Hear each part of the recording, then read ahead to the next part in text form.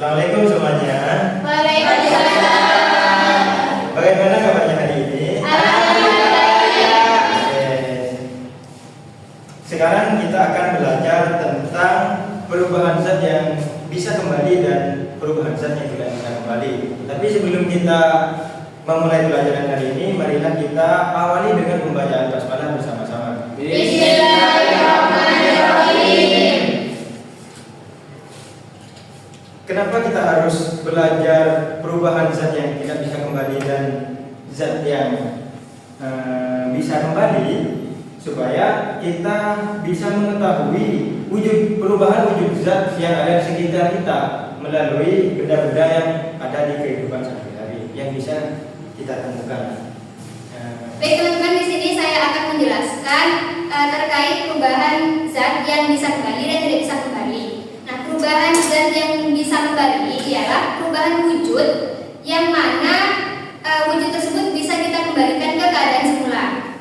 Contohnya bisa kita lihat di es batu, ketika kita leburkan atau biarkan di suhu ruang terbuka akan mencair, dan itu akan berulang. Ketika air kita bekukan akan kembali ke wujud asalnya. Kemudian yang kedua, perubahan zat yang tidak dapat kembali. Perubahan zat yang tidak dapat kembali itu kebalikannya dari yang tadi.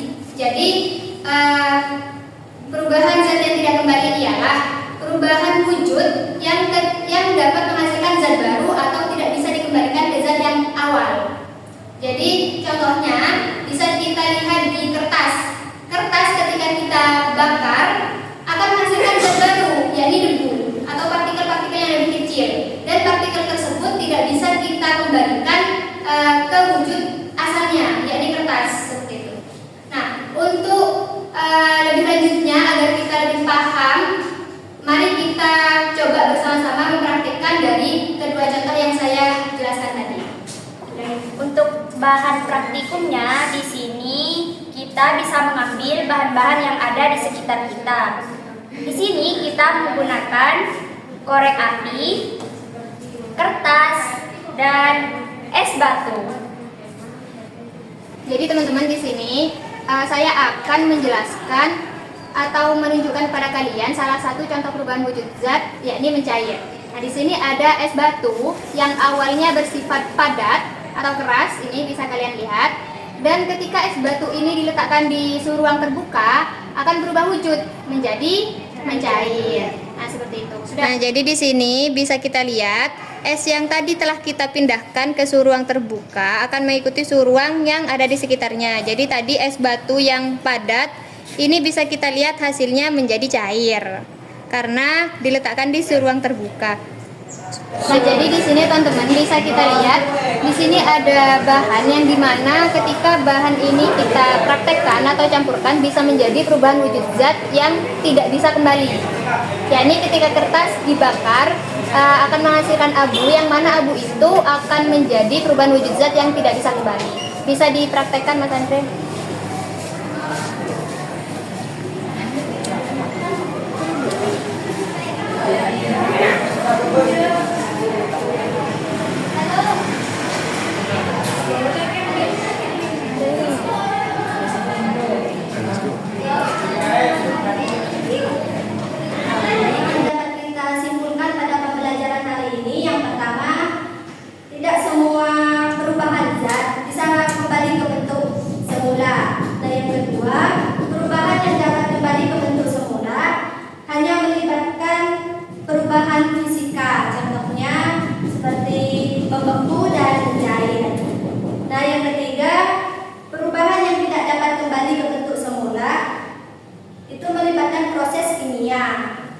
yang menghasilkan zat baru, contohnya kertas yang menjadi abu. Baik teman-teman, cukup sekian pembelajaran hari ini. Sebelum kita pulang, marilah kita akhiri dengan pembacaan hamdalah bersama-sama. Alhamdulillah. Jika ada tutur kata